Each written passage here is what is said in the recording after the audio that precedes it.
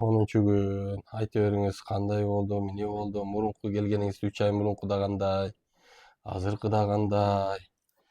Бизди эмнелерди көрдүңүз? Жетишпеген жактарыбызды дагы кош айтып кетиңиз. Кайсыл жерибизди оңдосок болот? Кайсыл жерде сиз минусту көрдүңүз? Ошол боюнча бизге бир суроо жооп кылып коесуз. Кетеринде ушундай баардыгынан сурайбыз. Жашырбастан айтасыз. Мен бул жерге жандай судурук кармап келгем башында. Приступ кармапчы. Үйдө жаман кыйналгам. Анан сразу эле больницага бардым. Эртең менен больницага барып, ал жерден больницадан ошол УЗИге түшүп, ал жерден өтүңдө таш бар дешти, 3 чоң таш дешти. 2-3 размерде 3 чоң таш. Анан майда таш бар экен, ошо полип бар экен, ошондой айтышты. Анан мен операцияга даярдангам, ачыгын айтсам. Операцияга даярданып, мына операция кылам деп атканда, силерди ошондо YouTube'дан көрүп калдым. Көрүп калып бир барып көрөйүн деп келдим. Анан бул жактан лечение алдым силерден. 10 күн. Башында бирок ишенген жокмун, ачык эле айтам. Келип лечение алдым. Бул жерде мен лечение алганда деген лечение алып бүтүп, 10 күн лечение алдым да, 10 күндүк лечениядан кийин мен 10 күндөн кийин УЗИге түштүм. УЗИге түшсөм деген действительно результат болуптур. Мен жанагы 2-3 деген таштарым кичинериптер.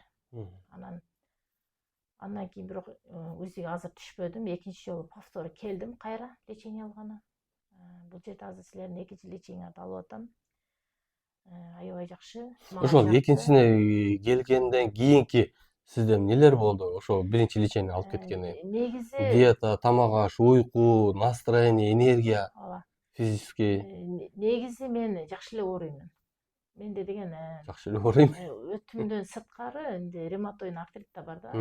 Буттарым оор болуп, баса албай, буттун весин көтөрө албай, ушинтип кыйналам да. Ступенькадан түшө албайм. Мен үчүн бул вообще чоң проблема. Анан ошол азыр деген бул жерден жаңы ошол баягы биринчи лечениядан кийин мен азыр деген ступенькадан жакшы түшүп калдым, без проблем. Андан сырткары тамак жегенде кыйналып калат элем, постоянно ашказандай сиңирбейт да, жеген тамагым сиңбейт эле. Анан ошонун айынан көп жолу диета сактап жүргөм. Азыр тамакты жакшы жеп калдым, каалаган тамагымды жейм. Даже на ночь деле жеп жата берем. Өз жатарда тоюп жатыш керек негизи. Тоюп деле жатып алам. Андан сырткары дагы эмне жакшылык болду мага? Буттарым оорубай калды, суставтарым оорубай калды. Өзүмдү жеңил сезип калдым. Анан уже менде уверенность пайда болду да, значит, результат бар. Кайра бар лечение алайын деп, азыр экинчисине келип, бүгүн акыркы күн кайра лечение алып кеттим. Үмүтүм чоң, ушул экинчи леченияден кийин, может, таштардын баары эле жок болуп кетет деген ойдомун пока. Өзүгө бир түшүп коесуз дагы. Өзү негизи экинчисинен кийин түшөт да, кээ биркилер 10 күндөн кийин эле барып сразу түшүшөт да. Бул будайды эгүү эртесин комбайн киргизе албайбыз. Бул кан айланууну, нервти, лимфаны, меридианды, сөөктөрдү бүт биз активдештирип койдук, иштетип койдук. Бул өзүн өзү восстановление кылып, анан сизге кызмат көрсөткүчө убакыт керек.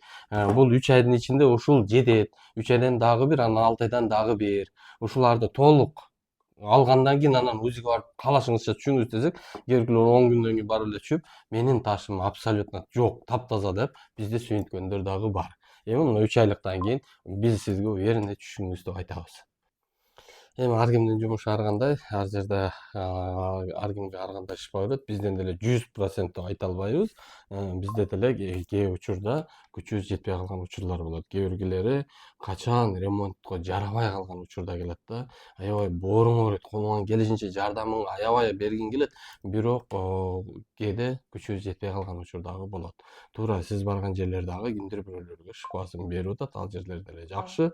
Бирок анан дагы бир нерсе айта кетсек, биздеги минустарыбыз кайсыл жерибиз жаккан жок сизге, кайсыл жагыбызды оңдошубуз керек? Биз сөзсүз түрдө обратно сизден алышыбыз керек. Себеби биз муну жанагындай сын катары же болбосо бир үстүнөн азыр көрүп атасыз, адамдар тамак ичсе деле ошол тамагынан бир минус таап алайын деп, кайсыл жерге барса эле минус таап алайын деп эле ушу адамдар ошондой болуп калды. Биз аны андай кабыл албайбыз. Биз аны оңдогонго сизден кийинкиге да ушул биздин минус жагыбыз көрүнүп калбаш үчүн биз аны оңдогонго аракет кылабыз. Ошон үчүн сурайбыз, кайсыл жакпаган жерлерибизди оңдосок болот. Негизи мен бир минусту көрбөдүм.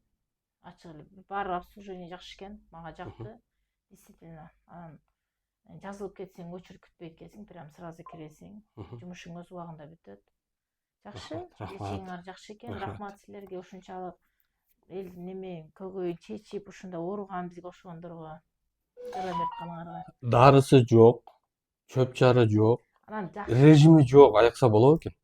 ооба, Дене өзүн өзү аяктырган мүмкүнчүлүк барбы экен? негизи больницалардан врачтардын жазган уколдорун көп алып жүргөм. Мисалы, уколду алсаң, ашказаным ооруп калып жүрдү. После этого уколдон кийин күчтүү уколдор экен, бут ооруган. Негизи мага бул жерден өтүм эле эмес, менин суставтарыма пайдасы көп дейт. Суставтарым бутум ооруган үчүн жүрөккө тепкен да мендечи, жүрөгүм ооруйт эле. Кадимкидей прогноз погода, ооба, ревматоидный артрит деген диагнозум бар. Прогноз погода болот го. Мисалы, күн эртең, мисалы, жамгыр жаайт, же болбосо эртең баягындай неме болот дегенде кадимкидей жүрөгүм ооруйт эле, өлө кыйналып жүрөм.